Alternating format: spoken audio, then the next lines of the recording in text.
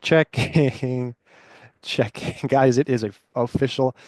The um, the contingent of the most melted brains in the country right now have officially coalesced. Joe Rogan is officially coming out and softly, not strongly, softly endorsing Donald Trump for president. He had a podcast with Elon Musk. He says the great and powerful Elon Musk. If it wasn't for him, we'd be fucked. We'd be screwed.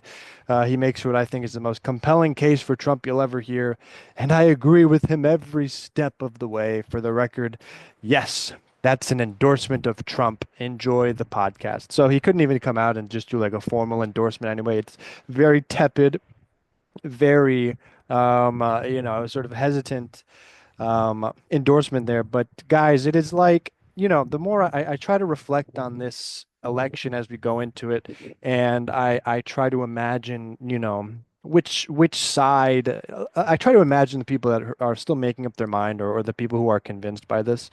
If you're still watching Joe Rogan, I'll be honest, I watched Joe Rogan for a couple of years back there. He used to have scientists on. He used to be interesting. He used to be curious. He used to ask different questions, and the conversations were great and informative. Guys, during the pandemic, Joe Rogan's brain essentially melted into a fine mush, and he became an anti-vaxxer. He started questioning everything, pushing ivermectin and different kinds of alternative treatments and therapies. And besides that, he started like falling into this right-wing conspiracy den, and all that. His brain has just melted and gone into some sort of a gelatinous, viscous mush that doesn't really know how to um, ask the right questions, or look at the world objectively anymore. So he has officially taken the final step into endorsing Donald Trump there, which is absolutely the least surprising thing you could potentially imagine.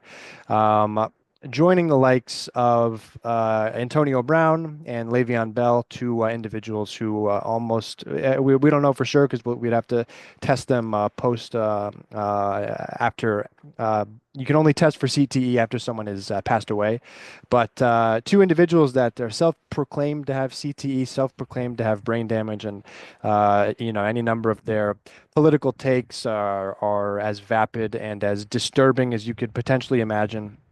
Lots of talk about jizz and butts and things like that from Antonio Brown. Le'Veon Bell, not a lot better. You have the likes of Sneeko, who seems to believe like that, there are demons that are running the Democratic Party, which would go hand in hand with the Tucker Carlsons of the world, who Away believe for they four dogs in the were bed actually and mauled by mauled, demons. physically mauled. In a spiritual attack by a demon? Yeah, by a demon. Yeah, by a demon, Tucker Carlson mauled very strongly by a demon, a Democrat demon, if you will believe it. So Sneeko, just absolutely on every side of every issue. He's pro-Palestinian, but somehow he's going to line up and with the person who wants Netanyahu to finish the job. Says that they're telling your children to go through gender surgery without their parents' permission. There's maybe one case of that in the entire country, making issues out of things that are absolutely not issues, not understanding fundamentally really anything that is important about the future of the country. Jake Paul, someone who should not be, voicing strongly any kind of political opinion, seems to have absolutely zero understanding of anything. This election is good versus evil. Well, he's technically right about that, except he's got it completely backwards in terms of which side is which. America, as we know it, will self-implode if Harris wins. I wonder whose fault that would be if that were to be the case. Maybe potentially the people who are spreading election misinformation and lies and all kinds of vitriol and disgusting hatred.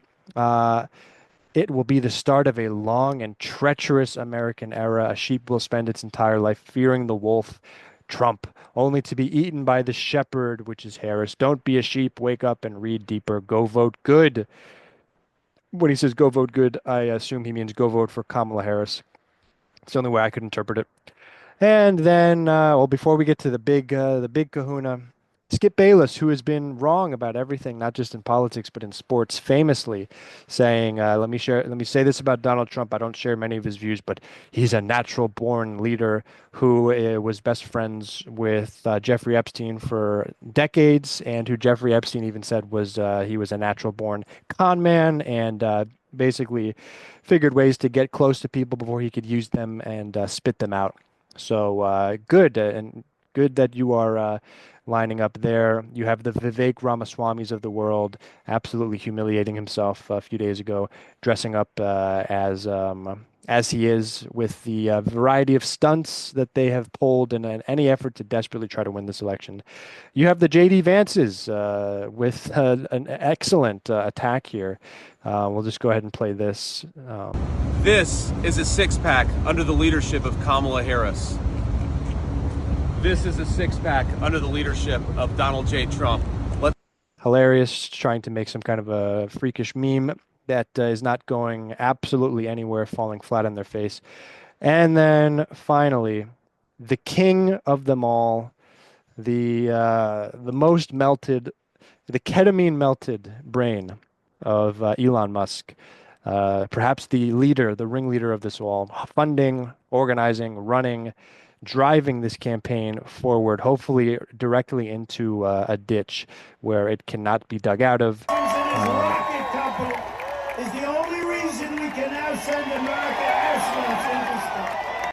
Jumping, as Tim Waltz famously said, like a dipshit across the stage, the two dipshits together once and for all. So there you have it, a summary of the great minds of our time lining up together strongly on the side of Donald Trump for glory and for justice, preaching to themselves, and hopefully nobody else. God help us all. Vote, and let's end this, please, tomorrow. Thank you, and I'll see you next time.